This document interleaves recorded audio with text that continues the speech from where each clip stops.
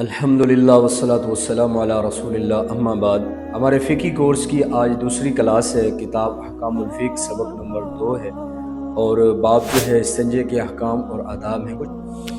ہمارا دین اسلام اتنا پیارا ہے کہ اس نے رہن سہن کے طریقہ سلیقہ مکمل بتایا ہے۔ کوئی بندہ یہ نہیں کہہ سکتا کہ اسلام نے میری اس چیز کے بارے میں رہنمائی نہیں کی، اسلام نے مجھے اس کاروبار کے متعلق بتایا نہیں۔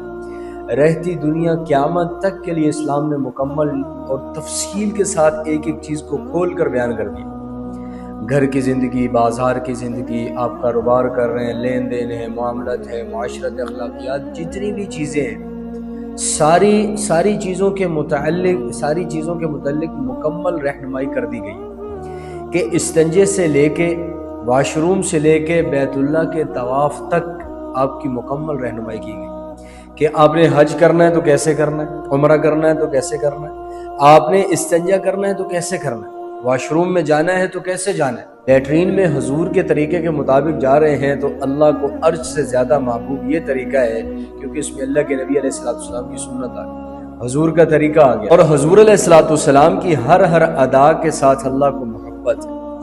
اب جو بندہ بھی کام کر رہا ہے، کوئی جائز کام، کھانا کھا رہا ہے، سو رہا ہے، کھا رہا ہے، پی رہا ہے، جتنے بھی کام کر رہا ہے، اگر ان میں حضور کا طریقہ ہے تو وہ کام آپ کا عند اللہ عبادت بن جائے گا۔ تو استنجے کا طریقہ بھی سیکھنا ہے، استنجا کیسے کرنا ہے، اللہ کے نبی علیہ السلام واش روم کیسے جاتے تھے، آپ علیہ السلام قضائے حاجت اپنی کیسے پوری کرتے تھے۔ فیہ رجال یحبون ان یتطہروا واللہ یحب المطہرین، کہ اس میں ایسے لوگ ہیں جو پسند کرتے ہیں پاک رہنے کو، اور اللہ پسند کرتا ہے پاک رہنے والوں کو۔ پاکی بھی عبادت ہے، الطہور شطر الایمان، پاک رہنا، صاف ستھرا رہنا، یہ بھی عبادت ہے۔ اور اسلام نے گندا پن جو ہے اس کو پسند نہیں کیا، بلکہ صاف ستھرے رہنے کو پسند کیا، اس کی حضور نے ترغیب دی ہے۔ اور استنجے کے متعلق پھر اللہ کے نبی علیہ السلام کا فرمان ہے، من استجمر فلیوتر من فعل فقد احسن من لا فلا حرج، ابو داؤد شریف کی روایت ہے۔ اور جو آدمی استنجا کرے تو اسے چاہیے کہ تاگ ڈھیلے استعمال کرے، جس نے ایسا کیا اچھا کیا، اور جس نے ایسا نہ کیا کچھ گناہ نہیں۔ ڈھیلا، مٹی کا ڈھیلا جس کو کہتے ہیں، چھوٹے ہوتے ہیں، استنجے کے لیے جا رہے ہیں تو آپ تاگ عدد 1 کر لیں، 3 کر لیں، 5 کر لیں، ان کو استعمال کریں، تاکہ ان کے استعمال میں حکمت یہ ہوتی ہے کہ انسان جب نفس کے ساتھ اس ڈھیلے کو ٹچ کرتا ہے پاخانہ کرنے کے بعد، تو جو نفس کے اندر پانی ہوتا ہے بچے ہوا کچھ چند قطرے، تو وہ مٹی اس پانی کو نچوڑ لیتی، جذب کر لیتی۔ تو اگر آپ یہ استعمال کرتے ہیں تو یہ سنت ہے، اور حدیث میں بھی کہا گیا ہے۔ پھر اللہ کے نبی نے فرمایا، انما انا لکم بمنزلۃ الوالد اعلمکم فاذا اتى احدکم الغائط فلا يستقبل القبلة ولا يستدبرها۔ حضور علیہ السلام فرما رہے ہیں، در حقیقت میں تمہارے لیے والد کی حیثیت رکھتا ہوں اور تمہیں سکھاتا ہوں، تو جب تم میں سے کوئی رفع حاجت کے لیے جائے تو نہ قبلہ کی طرف رخ کرے، نہ ہی پشت کرے، نہ ہی دائیں ہاتھ سے استنجا کرے۔ اور آپ صلی اللہ علیہ وسلم 3 پتھروں سے استنجا کرنے کا حکم دیتے تھے، اور ہڈی یا گوبر کو استنجا کے لیے استعمال کرنے سے منع فرماتے تھے۔ تو جب بھی ٹوائلٹ جو بنے تو اس کی نہ مشرقی جانب منہ ہو اور نہ مغربی جانب اس ٹوائلٹ کا منہ کیا جائے، بلکہ اس کو شمال الجنوباً اس سیٹ کو رکھا جائے، اور آپ جو ہے پیشاب کرتے وقت آپ نہ پیٹھ قبلے کی طرف کرنی ہے، نہ منہ قبلے کی طرف کرنا ہے، بلکہ آپ جو ہے شمال یا جنوب کی جانب یعنی قبلے سے رخ پھیر کر آپ جو ہے قضائے حاجت کریں۔ اور جب آپ نے قضائے حاجت کر لی ہے تو 2 چیزیں جو ہے ان سے منع کیا گیا حدیث کے اندر، کہ 2 چیزوں سے ہے جو ہے آپ استنجا کریں، 2 چیزوں سے ہے شرمگاہ کو صاف کریں، ایک ہڈی ہے، ایک گوبر ہے۔ سیرت حلبیہ کے اندر ایک واقعہ ہے، اللہ کے نبی صحابہ کے ساتھ تشریف لے کر جا رہے تھے، ایک بہت بڑا سانپ آ گیا۔ اب صحابہ ڈر کر پیچھے ہو گئے، وہ سانپ اللہ کے نبی کے کان مبارک کے ساتھ منہ لگا لیا۔ اب جیسے بندہ کسی کے کان میں سرگوشی کرتا ہے، ایسے ہی وہ سانپ حضور کے کان میں سرگوشی کر رہا ہے۔ جب وہ سانپ چلا گیا، حضور صحابہ کی طرف متوجہ ہوئے، اور حضور علیہ السلام نے فرمایا، میں بتاؤں تمہیں یہ سانپ کیا کہہ رہا تھا؟ یا رسول اللہ بتا دیجئے۔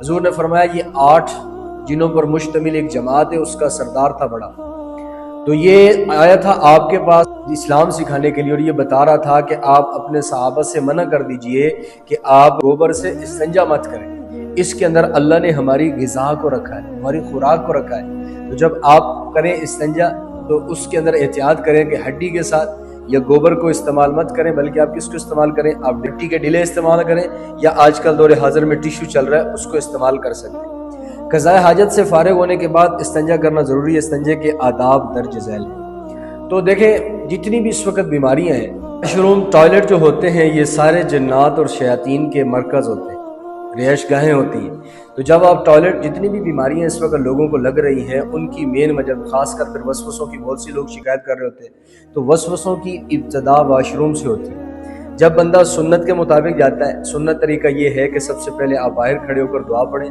अल्लाहुम्मा इन्नी अऊज़ु बिका मिनल खुब्सी वल खबाइस, इस दुआ को पढ़ लें। फिर आप उल्टा पाँव जो है वो अंदर रखें, आप दरवाज़ा बंद कर लें, और जब आपने बैठना है तो ज़रूरत के मुताबिक सतर खोलें। और क़ज़ाए हाजत जब आप कर रहे हो तो उस वक्त जब इस्तिंजा करना है तो उल्टा हाथ इस्तेमाल करना है, सीधे हाथ से आपने अपनी शर्मगाह को नहीं धोना। सीधे हाथ से टूटी चलाएं, लोटा भरें और उल्टे हाथ से जो है आप इस्तिंजा करें। हदीस पाक में आता है जब बंदा वाशरूम जाता है, दुआ पढ़ के जाता है, तो इसके और जन्नात शयातीन के दरमियान में एक चादर हायल हो जाती है, ऐसे वो पर्दा आ जाता है, ऐसे पर्दा आ जाता है कि अब जन्नात शयातीन इस बंदे को नहीं देख सकते। तो जो बंदा दुआ पढ़कर नहीं जाता तो ये पर्दा उनके दरमियान में हायल नहीं होता, बल्कि शयातीन और जिन्नात इस बंदे की शर्मगाह के साथ खेलते हैं और वसवसे डालते हैं, और वसवसों की इब्तिदा यहीं से होती है।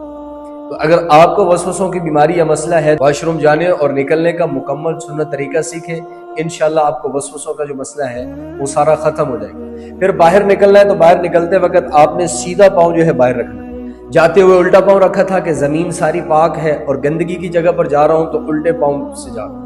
जब निकलना है तो अब ज़मीन चूँकि सारी पाक है, सीधे पाँव से आप बाहर निकल रहे हैं, हदीस में है। और बाहर निकल कर आप दुआ पढ़ेंगे, गुफ़रानक अल्हम्दुलिल्लाहिल्लज़ी अज़हब अन्निल अज़ा व आफ़ानी। ये सारी दुआ याद करने की कोशिश करें, सारी नहीं आती तो गुफ़रानक अल्हम्दुलिल्लाह भी सिर्फ पढ़ सकते हैं। फिर जब आप वाशरूम जाएँ तो सर को ढांप कर जाएँ, अल्लाह के नबी अलैहिस्सलाम सर को ढांप कर फिर वाशरूम जाया करते हैं। यानी नबी सल्लल्लाहु अलैहि वसल्लम क़ाल इज़ा बाला अहदुकुम फला याखुदन्ना ज़करहु बियमीनी वला यस्तंजी बियमीनिही, रवाहु बुखारी। ये कि जब तुम में से कोई रफ़ा हाजत करे तो शर्मगाह को दाएं हाथ से ना छुए और ना ही दाएं हाथ से इस्तिंजा करे। तो दाएं हाथ को इस्तेमाल नहीं करना बल्कि बाएं हाथ को क्या करना है, इस्तेमाल करना है। एक और रिवायत में आयशा रज़ियल्लाहु अन्हा रावी है, कानत यदु रसूलिल्लाहि सल्लल्लाहु अलैहि वसल्लम अल-यमना लितुहूरिही व तअमिही व कानत अल-युसरा लिखलाइही व मा कान मिन। नबी करीम सल्लल्लाहु अलैहि वसल्लम का दायां हाथ उनके पाकीज़ा कामों के लिए और खाने के लिए था, जबकि बायां हाथ रफ़ा हाजत और नापाक व नापसंदीदा चीज़ों के लिए थे। तो कभी भी आप वाशरूम जाएं तो इस सीधे हाथ को इस्तेमाल नहीं करना चाहिए, सीधे हाथ को वहाँ शर्मगाह पकड़ने के लिए, शर्मगाह को धोने के लिए इस्तेमाल नहीं करना चाहिए, बल्कि उल्टे हाथ को इस्तेमाल करना है। इस्तिंजा से पहले इस बात का यकीन हासिल करना ज़रूरी है कि पेशाब के तमाम कतरे जिस्म से बाहर निकल चुके हैं। इसकी हदीस में आता है, अब्दुल्लाह इब्न अब्बास रज़ियल्लाहु अन्हु रावी हैं, वो फरमाते हैं मर्रा नबी सल्लल्लाहु अलैहि वसल्लम बिहाइद मिन हितानिल मदीना। लंबी रिवायत है, बुखारी शरीफ के अंदर मौजूद है कि अब्दुल्लाह इब्न अब्बास रिवायत करते हैं रसूलुल्लाह सल्लल्लाहु अलैहि वसल्लम एक दफ़ा मदीने या मक्का की एक बाग में तशरीफ़ ले गए। वहाँ आप सल्लल्लाहु अलैहि वसल्लम ने दो शख्सों की आवाज़ सुनी जिन्हें उनकी कब्रों में अजाब दिया जा रहा था। आप सल्लल्लाहु अलैहि वसल्लम ने फरमाया कि उन पर अजाब हो रहा है और कुछ बहुत बड़े गुनाह की वजह से नहीं। फिर आप सल्लल्लाहु अलैहि वसल्लम ने फरमाया बात यह है कि इनमें से एक शख्स पेशाब के चींटों से बचने का एहतमाम नहीं करता था और दूसरा शख्स चुगलखोरी किया करता था। फिर आपने खजूर की एक डली मंगवाई, खजूर की एक डाली मंगवाई और उसको तोड़कर दो टुकड़े किया और उनमें से एक एक टुकड़ा हर एक कब्र पर रख दिया। लोगों ने आप सल्लल्लाहु अलैहि वसल्लम से पूछा कि या रसूलल्लाह आपने ऐसा क्यों किया? आपने फरमाया इसलिए कि जब तक ये डालियां खुश्क हो शायद इस वक्त तक इन पर अजाब कम हो जाए। तो दो बंदों को अजाब हो ही इसी वजह से रहा था, एक कब्र के पेशाब के कतरों से नहीं बचता था कि जहाँ बैठे बस एहतियाती की वाशरूम से उठ गए, इस्तिंजा भी मुकम्मल न किया, या कहीं बाहर टॉयलेट कहीं नहीं था वहाँ पेशाब किया, अब एहतियाती की साफ करने में और कतरे जो है पेशाब के वो कपड़ों को लग रहे हैं। तो इन बेएहतियाती की वजह से अब देखो बंदे को अजाब कब्र हो रहा है, क्योंकि अजाब कब्र भी हक है। और दूसरा चुगलखोरी क्या करता था, इधर की सुनकर उधर कर दी, उधर की सुन के आगे कर दी। चुगलखोरी गुनाह कबीरा है। एक रिवायत में आता है चुगलखोर जन्नत में दाखिल नहीं होगा। तो इन दोनों चीज़ों से अपनी ज़ात को बचाना चाहिए कि किसी की चुगली न हो, और जब आप वाशरूम जाएं या कहीं पर पाखाना करें तो आप खूब जो है सफाई अपनी करें। फिर आगे फरमाते हैं अगर निजासत ज़्यादा फैल न गई हो तो इस्तिंजा के लिए टिश्यू पेपर या हर वो चीज़ इस्तेमाल कर सकते हैं जिससे बदन की सफाई हो सके। अलबत्ता पानी से इस्तिंजा करना बेहतर है क्योंकि पानी से ज़्यादा अच्छे तरीके से सफाई होती है। आप सिर्फ टिश्यू भी इस्तेमाल कर सकते हैं। आपको तसल्ली होगी कि अब जो है छोटा पाखाना जो है वो आना बंद हो गया है, कतरे निचड़ चुके हैं, तो सिर्फ टिश्यू से आपने इस्तिंजा कर लिया, वो भी ठीक है। لیکن بہتر اور اعلیٰ یہ ہے کہ پانی کو استعمال کیا جائے۔ ابو ہریرہ راوی ہیں اتبعت النبی صلی اللہ علیہ وسلم وخرج لحاجته فكان لا يلتفت فدنوت منه فقال ابغي احجارا استنقذ بها۔ ابو ہریرہ روایت کرتے ہیں کہ رسول اللہ صلی اللہ علیہ وسلم رفع حاجت کے لیے تشریف لے گئے۔ آپ کی عادت مبارکہ تھی کہ آپ چلتے وقت ادھر ادھر نہیں دیکھا کرتے تھے، تو بجائے آپ جب چل رہے ہوں تو حضور دیکھو ادھر ادھر نہیں متوجہ ہوتے تھے۔ آپ کا منہ کبھی کسی بورڈ کو پڑھ رہا ہے، کبھی کسی کو دیکھ رہے ہیں، کبھی کہیں آپ کی نگاہیں جا رہی ہیں، تو ایمان والے کے لیے ضروری ہے کہ اپنی نظروں کو جھکا کر چلے۔ جو نظر کو جھکا کر چلتا ہے اللہ اس کو کیا کرتے ہیں؟ ایمان کی حلاوت، ایمان کی چاشنی عطا فرماتے ہیں۔ اور نظر شیطان کے تیروں میں سے تیر ہے، جس پر پڑتی ہے اس کا عکس اپنے اندر ڈال ہے۔ تو نظر کی حفاظت دل کی پاکی ہے، نظر کی حفاظت نماز کے اندر خشوع خضوع کا ذریعہ اور سبب ہے۔ تو میں بھی آپ صلی اللہ علیہ وسلم کے پیچھے پیچھے آپ کے قریب پہنچ گیا۔ مجھے دیکھ کر آپ نے فرمایا کہ مجھے پتھر ڈھونڈ دو تاکہ میں ان سے پاکی حاصل کروں، یا اسی جیسا کوئی لفظ فرمایا، اور فرمایا کہ ہڈی اور گوبر نہ لانا۔ چنانچہ میں اپنے دامن میں پتھر بھر کر آپ کے پاس لے گیا اور آپ کے پہلو میں رکھ دیے اور آپ کے پاس سے ہٹ گیا۔ جب آپ قضاء حاجت سے فارغ ہوئے تو آپ نے پتھروں سے استنجا کیا۔ پتھروں سے مراد وہ پتھر نہیں ہے جو پکے والے ہوتے ہیں، تھوڑا سا کچا ہو تاکہ جو اندر نفس کے اندر جو کچھ پاخانے کے قطرے بچ گئے ہوں چھوٹے پیشاب کے، تو وہ مکمل نچڑ جائے۔ حضرت انس بن مالک رضی اللہ عنہ راوی ہیں کان نبی صلی اللہ علیہ وسلم اذا خرج لحاجته اجیء انا وغلام معنا اداوۃ للماء یعنی یستنجی به۔ بخاری شریف کی یہ بھی روایت ہے کہ حضرت انس بن مالک فرماتے ہیں جب رسول اللہ صلی اللہ علیہ وسلم رفع حاجت کے لیے نکلتے تو میں اور ایک لڑکا اپنے ساتھ پانی کا برتن لے آتے تھے، یعنی کہ اس پانی سے رسول اللہ صلی اللہ علیہ وسلم طہارت حاصل کیا کرتے تھے۔ تو پاخانے کے بعد آپ نے صاف کیا، اس کے بعد پھر پانی بہانا سنت ہے، ضروری ہے۔ تو واش روم جانے کی میں نے آپ کو دعا بھی بتا دی، اور اس کے بعد نکلنے کی دعا بھی بتا دی، اندر گئے ہیں تو اس کا طریقہ بھی بتا دیا۔ یہ بھی بتا دیا قضاء حاجت کے دوران قبلے کی طرف منہ یا پشت کرنا جائز نہیں ہے۔ اور مہاجر رضی اللہ تعالیٰ عنہ فرماتے، راوی ہیں انه سلم علی النبی صلی اللہ علیہ وسلم وهو يقول فلم يرد عليه حتى يتوضا فلما توضا رد عليه۔ اچھا، بعض ساتھی اعتراض کر رہے ہوتے ہیں کہ سلام بھی دیا جا سکتا ہے یہاں تک کہ واش روم میں، اور دلیل لاتے ہیں وہ حدیث پیش کرتے ہیں، تو اس کا جواب یہ ہے کہ وہ حدیث اسلام کے شروع کے زمانے میں، بعد میں جب اسلام غالب ہوا، اسلام عام ہوا، تو اللہ کے نبی نے منع فرمایا۔ یہ حضرت مہاجر کی روایت ہے، انہوں نے نبی کریم صلی اللہ علیہ وسلم کو سلام کہا جبکہ آپ پیشاب کر رہے تھے، تو آپ صلی اللہ علیہ وسلم نے سلام کا جواب نہ دیا حتیٰ کہ وضو کرنے لگے، اور جب وضو مکمل کیا تو اس کے بعد پھر حضور نے سلام دیا۔ تو واش روم میں کوئی بیٹھا ہے اس کو سلام نہیں کرنا چاہیے۔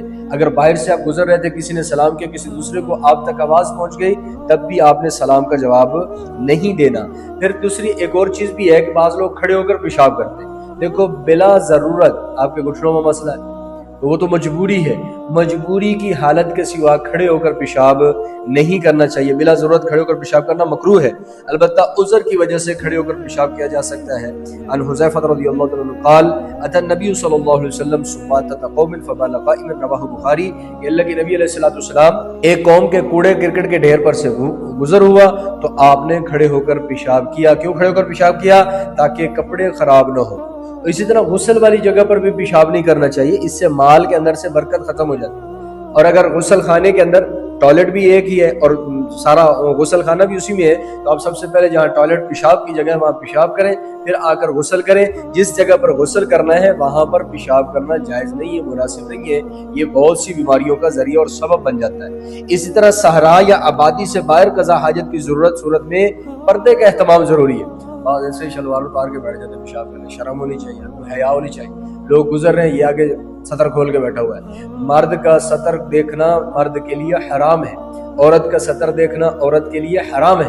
تو مرد کسی مرد کی سطر نہیں دیکھ سکتا، عورت کسی عورت کی سطر نہیں دیکھ سکتی۔ اسی طرح عورت مرد کی، اور مرد جو ہے مرد کے لیے جائز نہیں ہے سوائے میاں بیوی کے کسی اور کا سطر دیکھ بھی نہیں سکتے۔ اور سطر دیکھنا میاں بیوی کے کا بھی کہاں تک ہے؟ دیکھ لیں تو جائز ہے، سطر بھی دیکھ سکتے ہیں۔ لیکن امی عائشہ رضی اللہ تعالیٰ عنہ فرماتی ہیں عمر بھر اللہ کے نبی نے نہ میرا سطر دیکھا یا میری وہ اعضاء مخصوصہ دیکھے، نہ میں نے حضور علیہ السلام کے اعضاء مخصوص کو دیکھا۔ تو یہ یہاں تک امی عائشہ فرماتی۔ اس لیے قضاء حاجت کے لیے جب آپ جا رہے ہیں کہیں واش روم نہیں ہے تو جب بیٹھ رہے ہیں تو احتیاط کریں, لوگ ادھر ادھر سے گزر نہ رہے ہوں وہاں پر آپ شریعام بیٹھ جائیں, بلکہ پردہ کریں, پردے کی جگہ جو ہے تلاش کریں. پھر قضاء حاجت کے لیے ایسی جگہ کا انتخاب کرنا چاہیے جہاں پیشاب کے چھینٹے بدن پر پڑنے کا اندیشہ نہ ہو. اگر ٹوائلٹ کے بغیر ہے تو آپ نرم جگہ کا انتخاب کریں تاکہ جب آپ پیشاب کر رہے ہوں تو اس کے چھینٹے آپ کے جسم میں نہ پڑیں.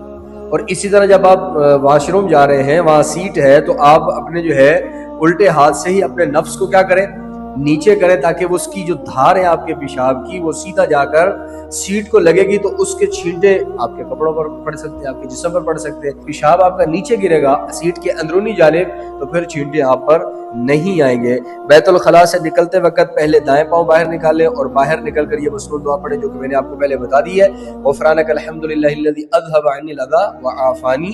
کتنی پیاری اس کا جو ہے, کتنا پیارا اس دعا کا ترجمہ ہے کہ اے اللہ میں آپ کی مغفرت چاہتا ہوں, سب تعریفیں اللہ کے لیے جس نے مجھ سے گندگی کو دور کیا اور مجھے عافیت بخشی. تو یہ آگے تمرین ہے انشاءاللہ, تو تمرین آپ حضرات جو ہے خود ہی مکمل کر لیجئے گا. قضاء حاجت کے بعد استنجا کرنا ضروری ہے, استنجا پانی کے علاوہ کسی اور چیز سے کرنا جائز نہیں. بوقت ضرورت دائیں ہاتھ سے بھی استنجا کیا جا سکتا ہے. بیت الخلاء میں داخل ہونے, آگے تمرین ہے قضاء حاجت کے بعد استنجا کرنا ضروری ہے. جواب اس کا صحیح یا غلط میں لگانا جی صحیح ہے, قضاء حاجت کے بعد استنجا کرنا افضل عمل ہے. استنجا پانی کے علاوہ کسی اور چیز سے کرنا جائز نہیں. بوقت ضرورت دائیں ہاتھ سے بھی استنجا کیا جا سکتا ہے. بالکل جی, اگر آپ کا بایاں ہاتھ مفلوج ہے تو دایاں ہاتھ استعمال کریں گے, اور اگر زخم لگا ہوا ہے ہاتھ نہیں استعمال کر سکتے پھر بھی جو کیا کریں گے دایاں ہاتھ ہی استعمال کریں گے. بیت الخلاء میں داخل ہونے کے بعد قضاء حاجت سے پہلے دعا پڑھنی چاہیے. یہ بھی ٹھیک ہے, اندر داخل ہو کر دعا نہیں پڑھنی چاہیے. اندر داخل ہو گئے دعا نہیں پڑھی, باہر نکل کر آپ پھر دوبارہ دعا پڑھ لیں. بیت الخلاء کے اندر قضاء حاجت کرتے وقت قبلے کی طرف پشت کر سکتے ہیں, غلط جواب ہے. نہ قبلے کی طرف پشت کرنی ہے نہ ہی منہ کرنا ہے. سوالات کے جوابات تحریر کریں. پانی کے علاوہ کن چیزوں سے استنجا کر سکتے ہیں یہ آپ بتائیں گے. بیت الخلاء جانے سے پہلے کون سی دعا پڑھنی چاہیے یہ آپ بتائیں گے. قضاء حاجت سے فارغ ہونے کے بعد کی دعا تحریر کریں, کون سی پڑھنی آپ بتائیں گے. کھڑے ہو کر پیشاب کرنے کا حکم آپ بتائیں گے.